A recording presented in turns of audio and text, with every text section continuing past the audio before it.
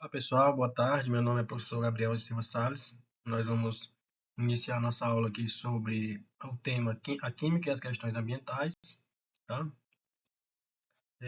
Quando a gente escuta o termo química em relação a questões ambientais, a gente automaticamente pensa em quê? Em poluição. A gente já faz essa associação.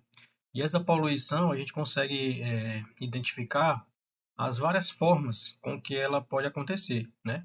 Nós temos a poluição que acontece por meio da indústria, através da contaminação dos corpos d'água com corantes, né, a liberação de gases tóxicos, na agricultura intensiva, a utilização de agroquímicos, né, os fertilizantes, os herbicidas, fungicidas, enfim.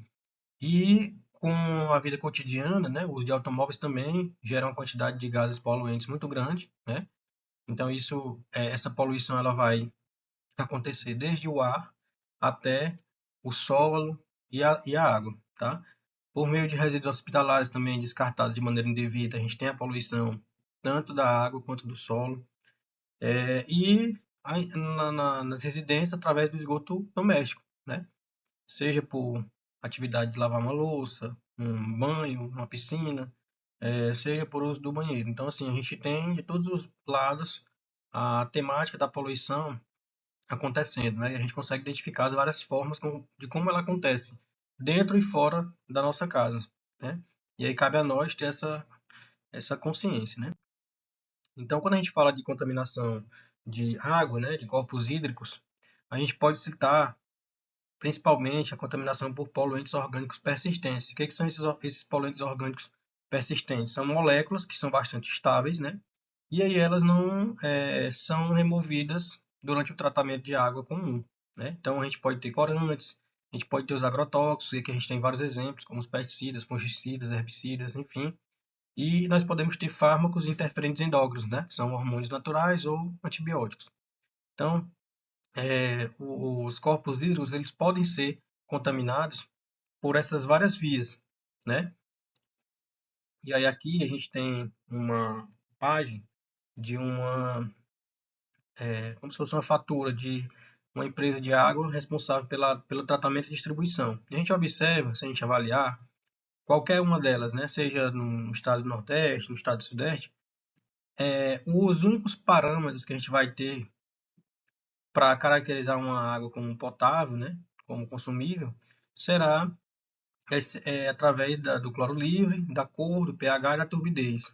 E de parâmetros como coliformes fecais e E. coli, né? Então são esses únicos parâmetros. Em momento algum é mencionado ou citado a, a, o valor que você tem de outros poluentes, como antibióticos, né? Como corantes e tudo mais. Então, isso acende um alerta sobre o tratamento de efluentes por transferência de fase, que é o tratamento convencional, né? Ele é responsável pela remoção de partículas maiores e aquelas partículas, aquelas substâncias mais solúveis, né? Mais recalcitrantes, digamos assim, elas não são removidas durante esse tratamento, tá? Então a gente vai falar mais na frente de uma forma de tratar essa água. E aí a chuva ácida é um outro ponto, né, em que a gente pode falar sobre a temática de poluição, né, em que ela é gerada a partir da poluição do ar. Então nós temos a chuva ácida que é a base de enxofre, que nós temos algumas equações, né, que na verdade essa chuva ácida à base de enxofre, ela é o componente principal da chuva ácida, né? Então nós temos gases como dióxido de carbono, que são emitidos, reagindo com oxigênio para formar o SO3, né? E esse SO3 ele reage com água para formar ácido sulfúrico ou o ácido sulfuroso, tá? Então essa é uma forma que nós temos de visualizar a poluição do ar, né? E aí, consequentemente, a poluição da água, né? Mudança de pH da água. Aqui nós temos também a chuva ácida à base de nitrogênio, né? Nós temos aqui as equações em que a gente observa a produção do ácido nítrico a partir do dióxido de nitrogênio, né? Compostos nitrogenados que são liberados, né? Durante o funcionamento de grandes indústrias, de automóveis, enfim, tá? E aí o reflexo disso, né? A grande problemática em torno disso a gente observa dos monumentos históricos, né? Que são deteriorados com o passar do tempo em virtude dessa mudança de pH da água, né? Durante a chuva. E aí, assim, A gente citou alguns problemas, mas a química ela não é só uma vilã do problema. Quando a gente fala em química e associa ao meio ambiente, a gente pensa apenas na poluição, mas a química ela é também a solução para esses problemas, né? Então, de que forma a química ela vai ser solução para esses problemas?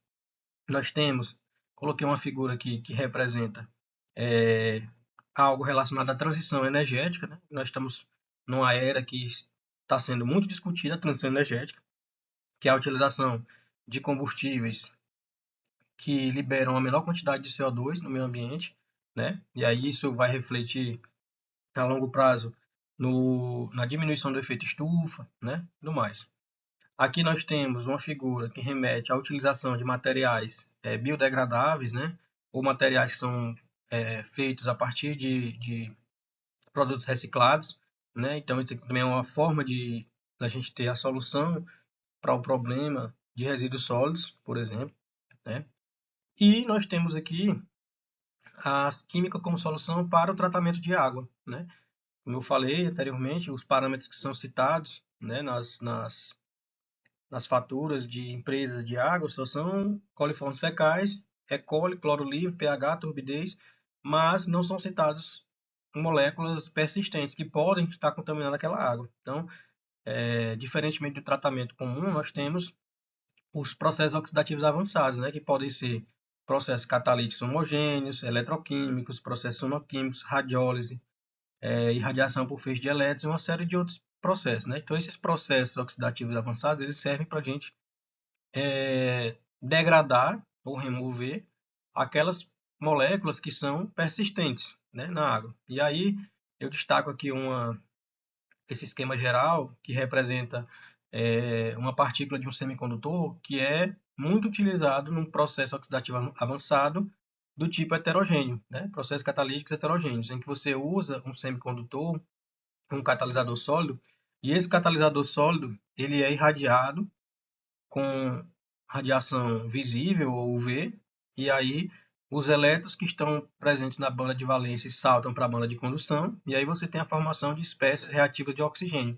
Essas espécies reativas de oxigênio elas são responsáveis pela quebra de moléculas orgânicas que são persistentes, né, que são mais estáveis. Como são espécies radicalares, né, são radicais não seletivos, então eles vão quebrar qualquer coisa que tiver no meio. Então essa é uma área da química que tem se destacado bastante, né, esse estudo sobre novos catalisadores para a aplicação em processos oxidativos avançados, tá?